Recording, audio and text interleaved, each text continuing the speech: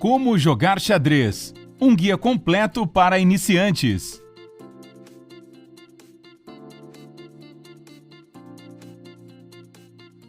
Quem não quer ser um intelectual legal e jogar xadrez como um profissional? Pense nisso.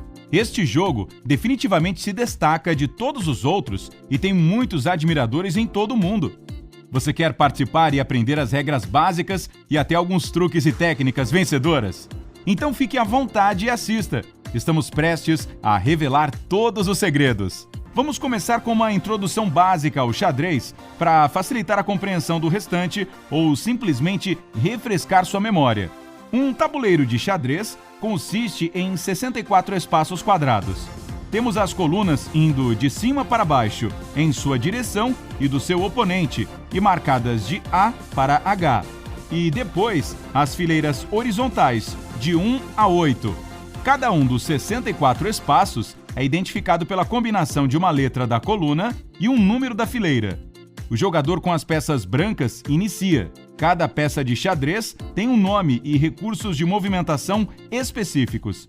Não esqueça de posicionar o tabuleiro corretamente antes de começar.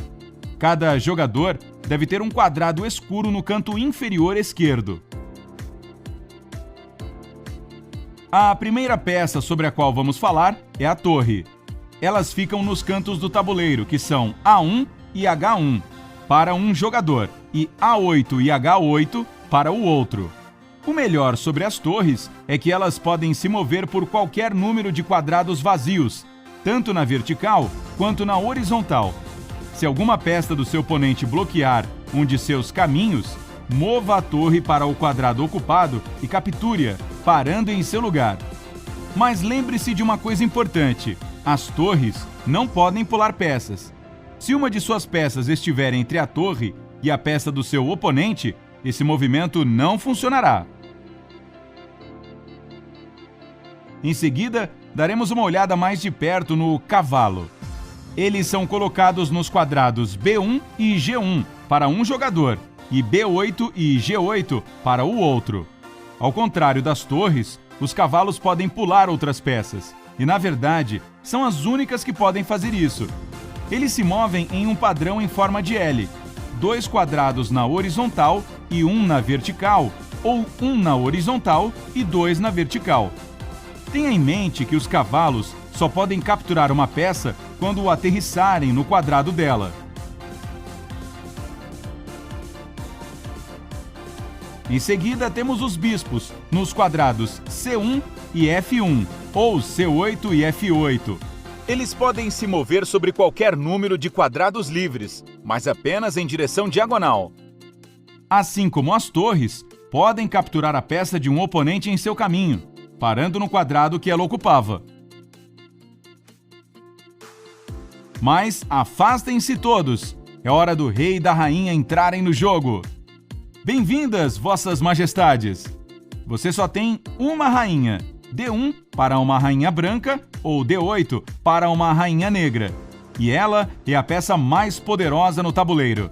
Basicamente a torre e o bispo combinados. Ela pode literalmente fazer o que quiser, movendo qualquer número de quadrados vagos horizontalmente, verticalmente ou diagonalmente. Ela captura peças em seu caminho, movendo-se para os seus quadrados. O lugar do rei é um dos 2 últimos quadrados vazios, E1 e E8. O rei não é tão poderoso quanto a rainha e só pode andar um quadrado de cada vez na horizontal, vertical ou diagonal. Ele pode atacar qualquer peça, exceto o outro rei. Mas não subestime, o rei é incrivelmente valioso. Se você o perder, perde o jogo. Portanto, tente protegê-lo a todo custo.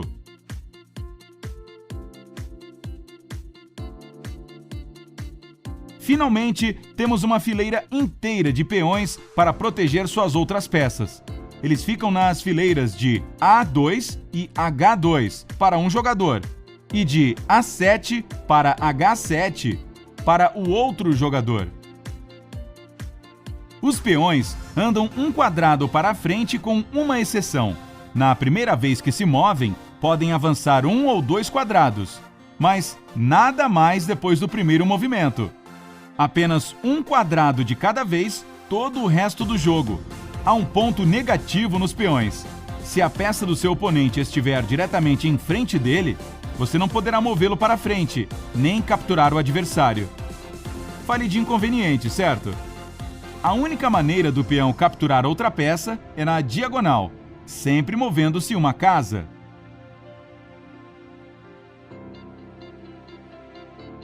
E agora, já temos todas as peças de xadrez.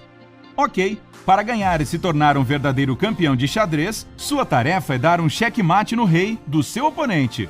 Pode parecer moleza, mas é muito mais complicado do que imagina. Checkmate basicamente significa colocar o rei em uma posição em que ele será capturado por não poder se mover ou não estar protegido por qualquer outra peça. Quanto mais peças do seu oponente você capturar, mais fácil será para o checkmate. Apenas não focalize toda a sua energia nisso. Seu próprio rei deve estar protegido o tempo todo, para que seu adversário não possa alcançá-lo. Antes de dar checkmate, você pode apenas fazer um ataque. Isso significa que precisa ter uma de suas peças podendo alcançar o rei do seu rival. Nesta situação, você deve dizer cheque em voz alta para deixar seu rival evitar o checkmate, movendo o rei para qualquer quadrado livre ou bloqueá-lo com alguma outra peça, ou ainda capturar a sua peça que colocou o rei dele em xeque. O mesmo se aplica a você também. Se o seu rei está em perigo de um cheque, você tem as mesmas 3 opções para escapar. Para evitar um ataque como esse, pense cuidadosamente antes de fazer qualquer movimento que possa expor seu rei. Apenas uma regra se aplica aqui. Não mova o seu rei para um quadrado que a peça do seu oponente possa se mover em seu próximo movimento. Mas chega de teoria, vamos falar de estratégias. Mesmo que o jogo termine com checkmate, cada uma das peças tem seu próprio valor relativo de força ofensiva. Para peões, é 1 ponto. O valor de um cavaleiro é de 3 pontos, 3,5 pontos para um bispo, 5 para uma torre e 9 para uma rainha. Isso é realmente útil ao comparar o valor total de pontos de cada jogador para ver quem está em desvantagem durante o jogo. O mais importante é conhecer os pontos fortes de qualquer peça. Os peões, por exemplo, são mais fortes quando estão juntos, em corrente, para proteger uns aos outros. Tente mantê-los assim, a menos que você veja uma incrível oportunidade de fazer um grande movimento estratégico. Cavalos são fracos e inúteis se você os mantiver perto da borda do tabuleiro. Eles podem controlar até 8 quadrados, mas quando você os coloca perto da borda, esse número é cortado ao meio. Use as habilidades deles a seu favor, em vez de limitá-las.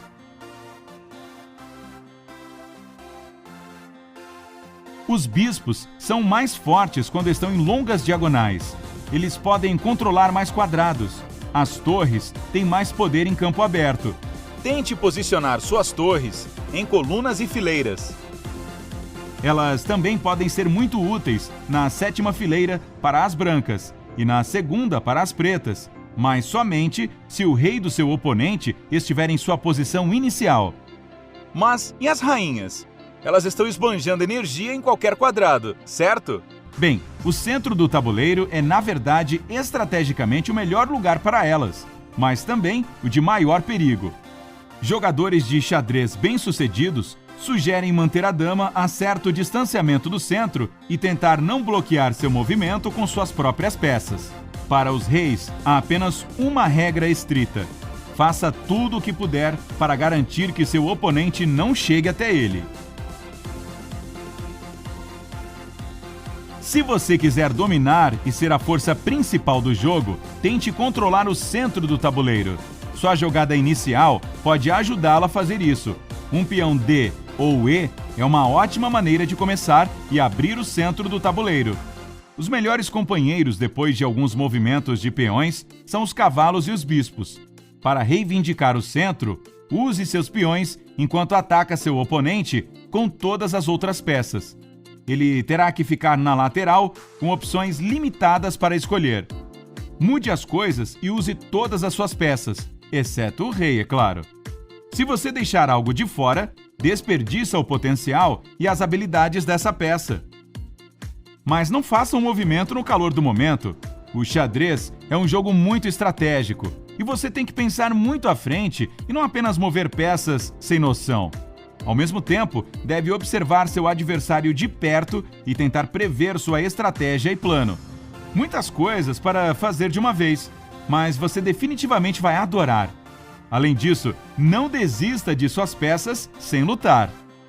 Leve o tempo que achar necessário e analise o tabuleiro todo com cuidado para ver todas as suas opções e movimentos possíveis. Não se apresse, vá devagar e não perca nada. Vamos falar sobre o movimento en passant de um peão.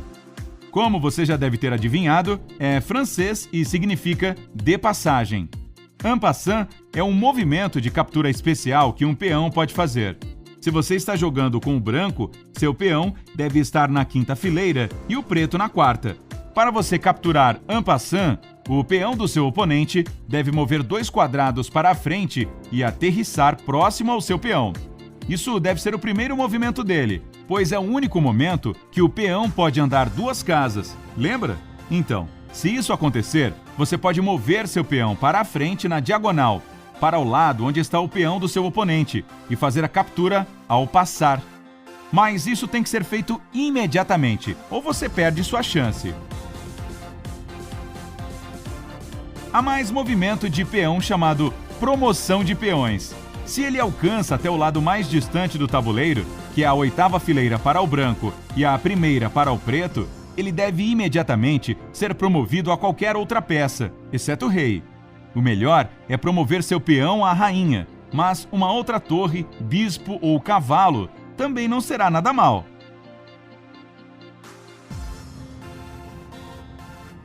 Finalmente, há um movimento muito útil, roque, para proteger o rei.